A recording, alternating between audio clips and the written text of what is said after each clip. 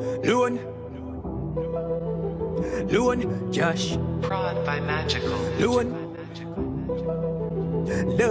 Cash. Loon, Josh. Loon. She punchy, get her wet, get her wild. They lean her when she smile. Them gyal like them we rub your pan time. And me nah talk money, them we make you lose your mind. Pull up your stress. Me too stubborn, me love them to death. Pull up your stress. Me too stubborn. Yo, what's up, everybody, and welcome to Marlon Night Podcast, episode 5. This is the 5th episode of the podcast. How's everybody doing? How y'all doing? How's the weekend going? How was your week? I'm very blessed. I'm here, and we actually got hit with a lot of snow today, so I'm snowed in. So I was like, what the hell? Let me just work on my podcast, get this out the way today. But I hope everybody's doing well.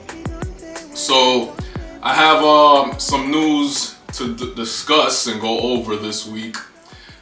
Did anything happen for me this week? Nothing really interesting, nothing really crazy to report. Everything was pretty solid, just pretty steady this week. So I want to get right into the podcast and talk about a few things that happened. The first subject that I want to touch on today is the Dr. Pepper commercial that went viral. I'm pretty sure everybody knows what I'm talking about. So, at some point this week, a TikTok user went viral for her Dr. Pepper jingle. So, let me just get her name. It was what's the name of this girl again? So let's see, what is her name? Romeo. Yeah. So influencer explains how viral Dr. Pepper jingle became a primetime commercial. Says it took a lifetime of its own. So a TikTok user named Romeo woke up one day and decided that she was going to do a jingle for Dr. Pepper. And she did the jingle not expecting that it was really going to go anywhere, not expecting that it was going to be any big deal about it or anything like that. So she did it, and then people started doing like their own little edits to the jingle. And once that happened, Dr. Pepper actually decided to use the jingle in an actual commercial. So it was an average day. When the perfect Dr. Pepper jingle into Romeo's head popped up. She started off with the jingle saying, "Dr. Pepper, baby, is good and nice, doo-doo-doo." Once again, they didn't think anything was going to happen with this jingle, but then Dr. Pepper decided to use the jingle for the national commercial during the college football playoffs and the national championship. Within, just a couple of days, the video went up to 45 million views, and Romeo, she has become a sensation on TikTok. She's racked up over almost 1 million followers within a couple of days now. She's almost about to hit 1 million. I think last time I checked she was at like 600,000 followers on TikTok. She also has a couple thousand on Instagram, and now she's definitely about to hit 1 million views, 1 million followers. Over 3 million likes, tens of millions of views. So she's definitely gotten very far with this jingle. And since she's done the Dr. Pepper jingle, a lot of other brands actually have reached out to Romeo to actually do jingles for their own campaign, their own brands. You have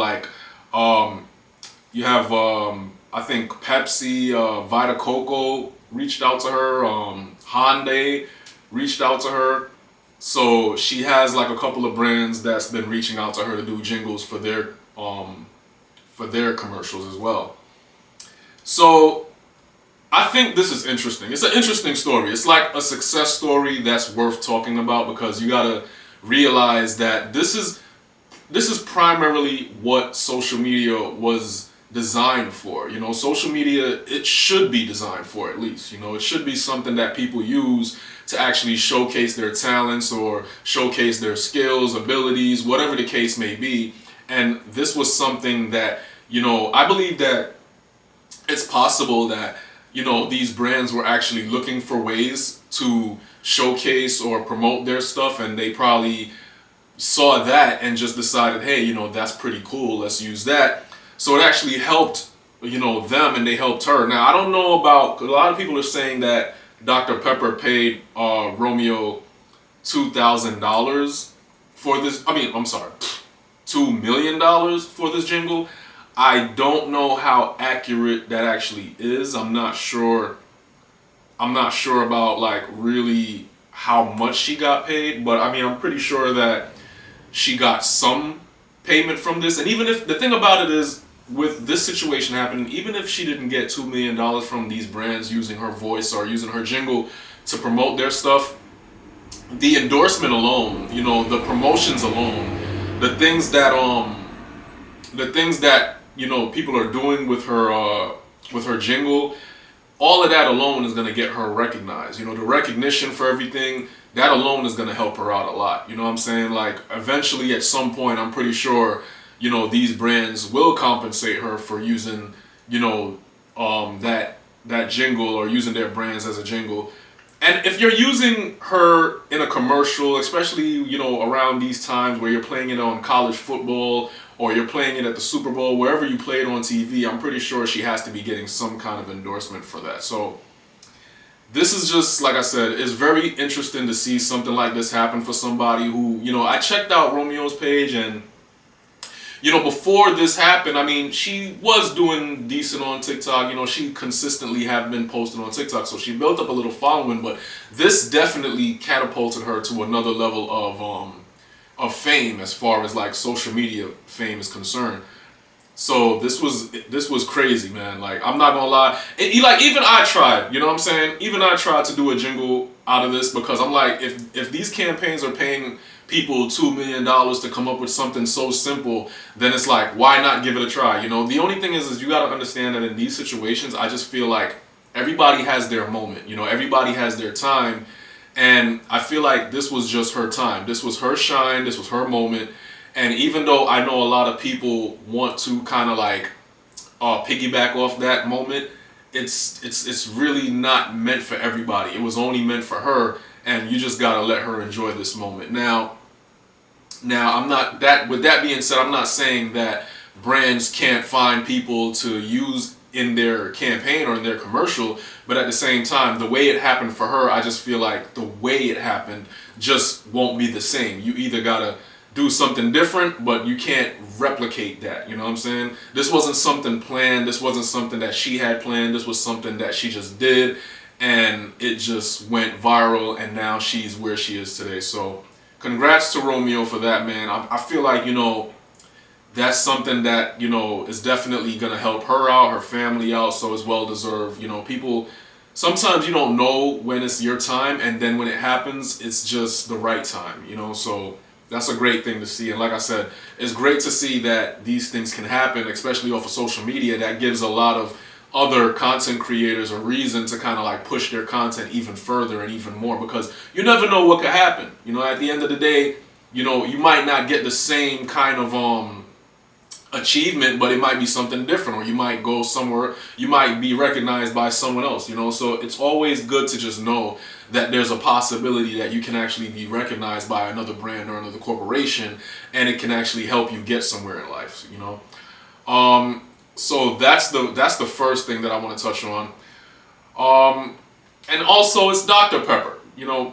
It's Dr. Pepper, you know what I'm saying? Like, I'm not gonna lie, before this whole thing even kicked off, I was not a fan of Dr. Pepper, but the as big as it got, the shit made me want to go out and try Dr. Pepper. I still don't like it, but that doesn't mean that, you know, Dr. Pepper isn't a brand and it hasn't been around for years. You know, I'm pretty sure it has, you know, it has people out there that actually like Dr. Pepper, you know, so. But yeah, congrats to Romeo, man. It was very good to see something like that happen for someone who, has been trying to do their thing on social media for a long time. So it was really great to see her come out on top in that situation. All right. So the next thing that I want to talk about is I want to talk about I want to talk about this Minneapolis situation. It's been a really crazy start of the new year. 2026 has been really jarring. It's been really hard to watch what's been going on in the news and the media as of late. It's crazy. So I don't know. I'm pretty sure everybody has seen what's happened in Minneapolis. Once again, there's been another shooting and another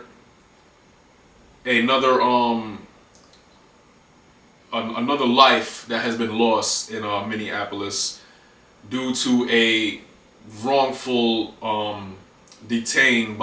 wrongful arrest by ICE. Well, not even that, but so basically what happened in Minneapolis was there was a civilian there, 37-year-old nurse Alex Preddy in Minneapolis. He was filming ICE as, they were, detaining people or doing whatever they were doing there. And there were hundreds of demonstrators that was gathered in Minneapolis that day. People were filming, people were, I guess, antagonizing, so to speak. And there was a situation where I guess they must have tried to go up to this guy and, tell him he needs to get out the way or stop filming them or whatever the case is. But there's so many different videos that came out that showed like different things that happened. And the end result was Alex unfortunately lost his life due to a shooting by one of the federal agents of ICE. So I've watched different videos in this scenario. I watched the video, different angles, I guess. I watched the video, and shout outs to the people that were actually there on the street that were actually recording this go down while it was happening. Because honestly, you can imagine that if we didn't have all this footage and if we didn't have all these, different angles to see from, then we probably wouldn't even know exactly what happened and how it went down. We would just have to take their word for it. But watching the videos, you can clearly see how things actually escalated in the situation. So Alex was filming ICE, and then there were other civilians that were there that ICE was actually kind of like forcefully trying to move out the way. Alex was actually trying to protect some of the other civilians from ICE, harming them in some way, shape, or form. And in the end, he evidently got harmed and lost his life, sadly. It's a situation that's been really big since, the last situation with Renee Good. This has been the third shooting in Minneapolis and the second, I believe, fatal shooting that had happened in Minneapolis. So, right now, the U.S. Attorney General Pamela Bondi has written a lengthy letter to Walz accusing the governor of refusing to enforce the law and alleged that politicians in Minnesota are putting the lives of ICE agents at risk through their criticisms of ICE activities in their state. Kristi Noem, head of the U.S. Department of Homeland Security, told Fox News that the president has considered invoking the Insurrection Act, which allows him to use the military domestically. And the chief of police in Minneapolis, they have been kind of like, requesting that ICE, leave Minneapolis. It's just been like a really sad situation that has happened. The police, the federal police in Minneapolis, the actual Minneapolis Police Department, they have been arresting people, they have been detaining people, they have been, arresting criminals.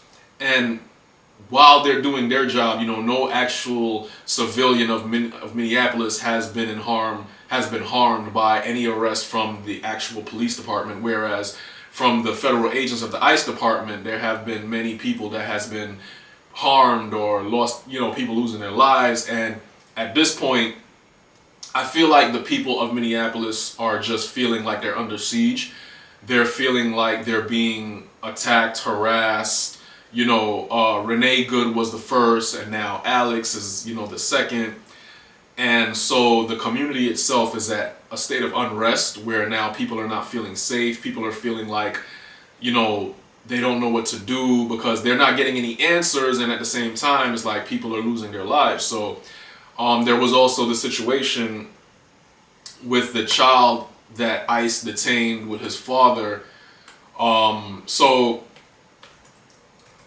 there was a situation where I guess this 5-year-old was being picked up by his father, and he was actually detained by ICE along with his father.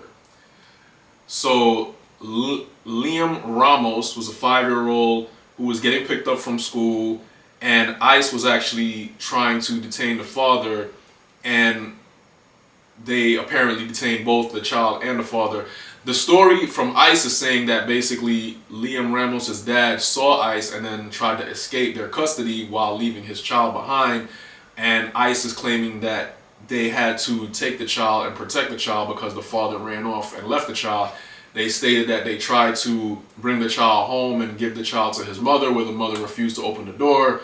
So then they had to take the child into custody. Like this is another situation where I feel like, when you don't have actual footage, and you have to just rely on, what you're hearing from the federal agents and believe whatever they're telling you. Now the mother is claiming that, she is trying to, the mother is actually getting a lawyer. She's trying to get her son and she's trying to get her husband. The father and the son was actually sent on a plane in a detention facility in Texas. At this point, I don't believe that the father is with Liam. I don't believe that they are together. I believe that they are separated, and the father is in custody of ICE, and then the 5-year-old is also in the detention center. They are claiming that it's a safe place for for the kids. They have but a lot of people feel like that's not the case. A lot of people feel like they put them in terrible conditions. It's a 5-year-old at the end of the day, and this is a child that is used to being around his mother and his father, and now he's taken into the custody of people that he doesn't even know, people that he has to just listen to whatever they're telling him. And it must really be a sad situation, for him and for the dad as well. So his family entered the U.S. legally, attorneys say, but DHS calls the father an illegal alien. So when the family entered the U.S., they entered it under the Biden administration, and apparently there was still a case going on with the judge to guarantee them safe haven within the U.S., to whether it be for them to be granted that safe. We don't know if it's actually gone down as of yet. I think it was still pending. The court documents were still pending to see if they were going to be able to stay or if they would have to leave. But the rules state that they're not supposed to be, or they're not allowed to be deported back to their country until the court actually goes through with the hearing. So they were following all the established protocols, pursuing their claim for asylum, showing up for their court hearings, and posed no safety, no flight risk, and never should have been detained. While Liam and his father were pursuing a legal process to obtain status in the United States, their claims remain pending. So I'm not sure exactly how that's going to work, because from what I'm understanding is that they're not allowed to actually deport them out the country until the status goes through or not. So it's either A, they're going to be staying in that detention center until the court filings goes through, or I guess, I don't know, maybe Homeland Security is going to try to figure out a way to get them out of the country. But right now they're being considered illegal aliens. And it's just crazy to see, because, they're saying from what I'm understanding about ICE's whole agenda is that they're trying to get illegal aliens out of the country, and they're trying to get criminals out of the country, but I'm not sure if it's so more that they're trying to get the criminals out of the country, or they're just trying to get illegals, period. Because from what it looks like they're not just aiming at illegal immigrants, but they're just trying to get, everybody, or criminals. They're just trying to get everybody out the country, from what it looks like. Anybody who's like not of American born or brown skin, or anybody who's just not from here, they are just attacking. Liam is only 5 years old. My whole thing is I don't understand why the child isn't with the mother right now. That was my whole confusion, because I don't believe that the mother does not want her child back. I mean, that's what they're saying, but I find that very hard to believe. So the Trump administration has repeatedly said it is targeting violent criminals and the worst of the worst in its immigration sweeps, though Homeland Security officials have also acknowledged that over the course of operations, other immigrants may be picked up too. So it's just like I said, they are not just detaining people from people that are criminals, but they're detaining people that are from other countries, whether it be them being legal or not. It's almost like it doesn't even matter if they are legal or if they're not legal. It's like, if you're not from this country, you're still considered an illegal alien to DHS. This family is originally from Ecuador, which is their origin country, and there is no history of any criminal activity, any criminal record. They have no, there's nothing really dangerous that showed up on their personal history. Even in the country of Ecuador, they don't have any records stating that they have any criminal activity or anything like that. So right now, they're stuck in the facility in Texas, the detention facility, and we are still kind of like awaiting to see like how that's gonna work. What's gonna happen. Liam was wearing a Spider-Man backpack and an oversized hat. He was detained by immigration authorities on Tuesday, one of the 4 students recently apprehended in a suburban Minneapolis school district, school officials reported. So it was not just Liam Nelson that was apprehended, but he's like one of the 4th students that was actually apprehended. So it was a bunch of kids. It was a bunch of kids that they actually took so far, so. Personal opinion is I just feel like right now what's going on in Minneapolis is very alarming. It's worrisome, I know for the people of Minneapolis as well that's actually there and have to deal with this every day. It's really sad to, see this, and a lot of people are scared. A lot of people are worried about what's going to happen. People don't want to open their doors. People don't want to go outside. There are people out there on the ground right now that's trying to protect their neighbors and protect the people that they feel like might be at risk by being detained by ICE. But at this point, it just looks like it's going to get worse before it gets any better. At this point, 2 people already lost their lives. A bunch of people have been detained. A bunch of people have been sent to the detention center. Kids have been detained. People have been hurt. People have been dragged out their cars, dragged out their homes. So right now it's ground zero in Minneapolis. And from everything that's been going on so far, we don't know how long this is going to last. We don't know, at what point this is going to come to a halt. But right now it just doesn't look like it's going to be too good for Minneapolis. I can only hope that we don't have any more fatalities, and hopefully these federal agents can do whatever job they're trying to do. But right now it looks like the police department out there, they're pleading with the president. They're pleading with the secretary of Homeland, the secretary of Homeland Security. They are asking for ICE to exit Minneapolis because the tactics that they're using right now just seem to be very dangerous, seem to be very, very harmful, and it's not really getting the job done in the right way. Because like I stated before, whereas Minneapolis Police Department have been able to arrest and detain people without causing any casualties or any harm, the Department of Homeland Security, DHS, they've been actually doing it in a way that's been actually hurting civilians, And I'm not gonna lie, it looks like there's more civilians on the ground being hurt than the actual criminals that they're trying to detain. So it's it's really bad, and this is, let me tell you something. Whatever's going on right now, as far as like everything that's going on in the world right now, this does not look good for the president. This doesn't look good for Congress. It just doesn't look like, it looks like something that is going to just blow up in their face. From what from everything that they're showing right now, with the president, he's trying to eventually get the National Guard out there, but I feel like the best thing for them to do is to just exit Minneapolis, find another way to handle this situation, because the way they've been handling the situation is not going well at all. It's not going the way it should be, so definitely prayers out there for the people that lost their lives and their families.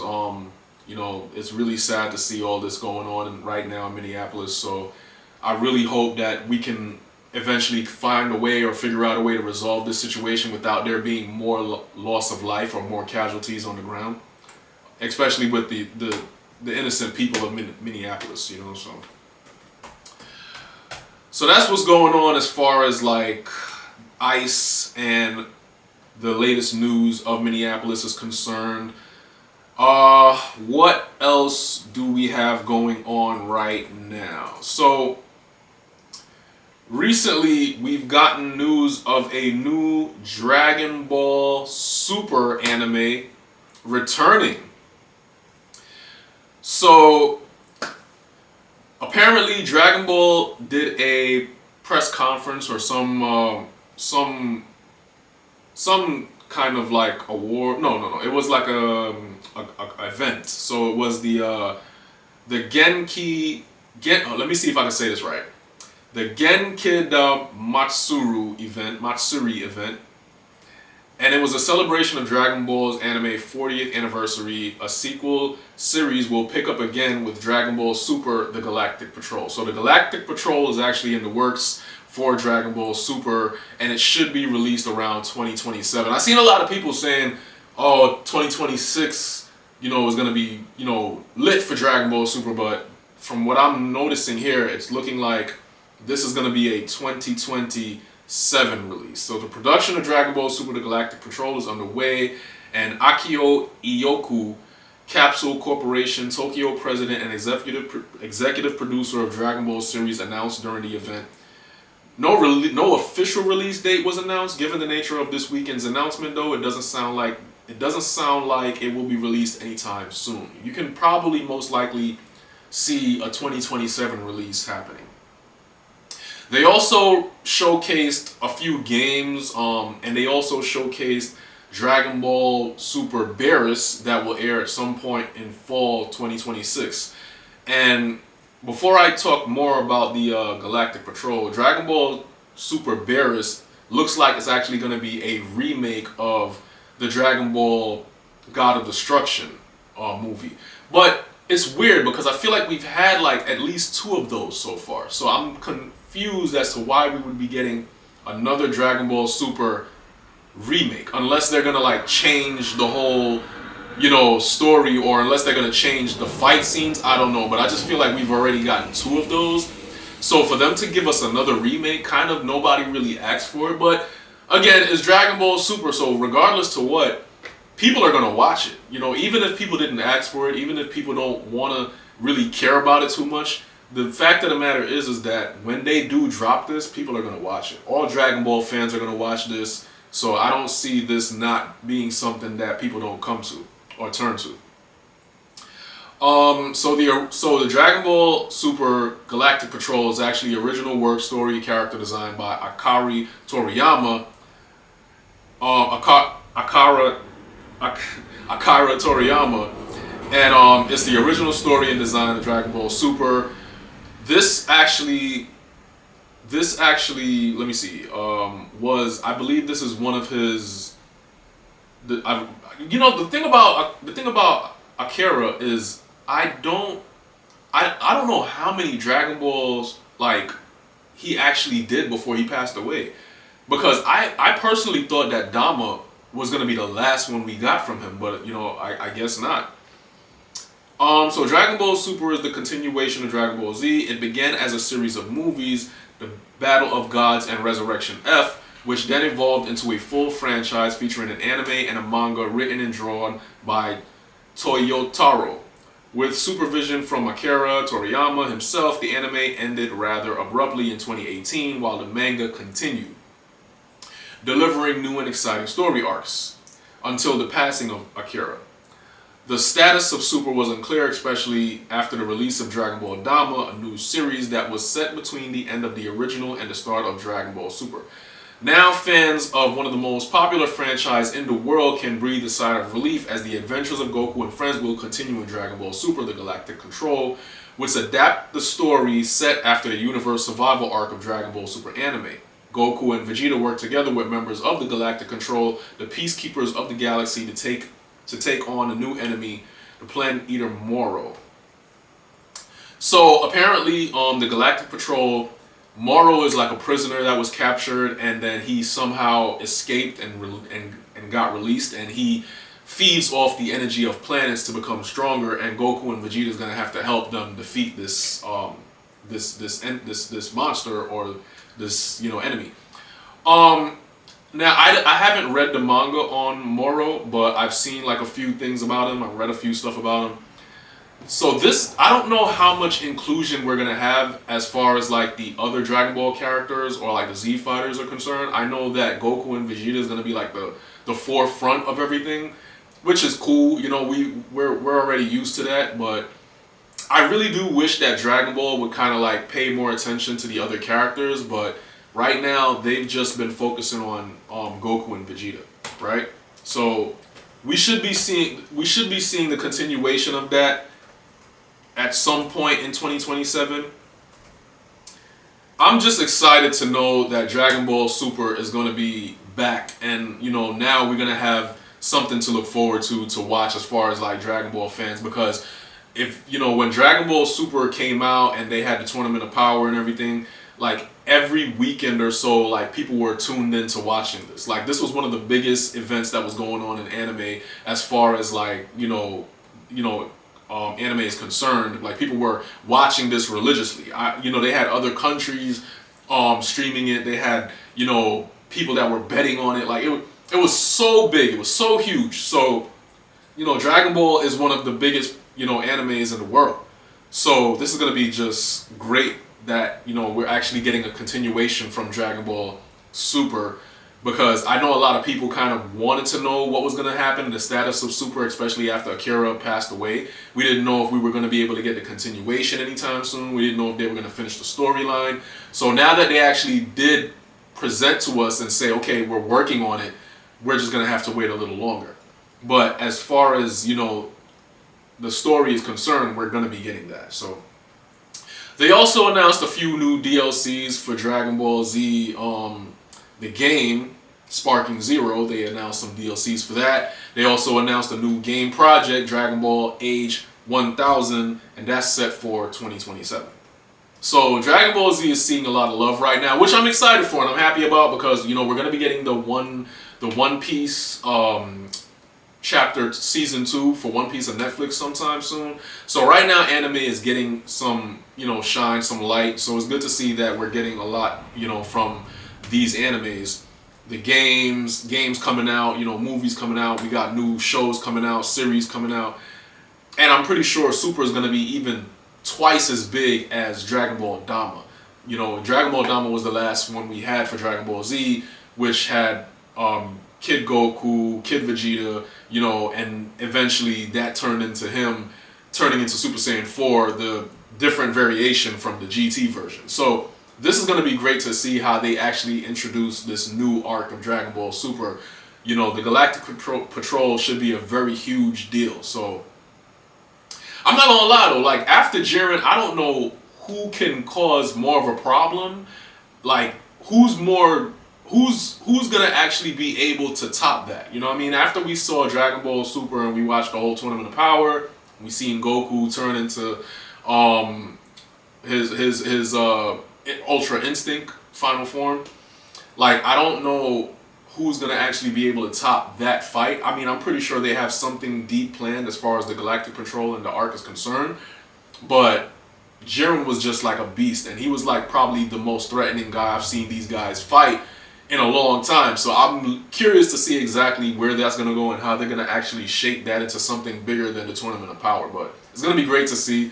It's really great to look forward to something like that, especially with Dragon Ball Z right now, because honestly, like I said, anime has been really, really, dead for a little while now. So that's going to be really great to watch. Really great to watch. So let's see. Is there anything else that I did not touch on that's been going on this week? Right now, I think that is all I got for right now. I know that I'm going to be a little bit busy for the rest of the week because I have a few movie reviews that I want to do. So make sure you guys check out the movie reviews that I got coming up. Follow me at Hidden Token 1. And definitely check out my latest videos that I got on there. I'm going to be doing the movie review for the Chris Pratt movie that came out. Let me see the name of that. It's the Chris Pratt movie that recently dropped, Mercy. So I'm going to go watch that. I'm going to do the movie review on that. And that should be coming out at some point this week. So definitely follow me on here to check that out. And that's all the time I got for you guys today. That's everything I got for you right now. So, guys, thank you for watching this podcast. Please make sure to like and subscribe, share as well. And until next time, everybody, take care.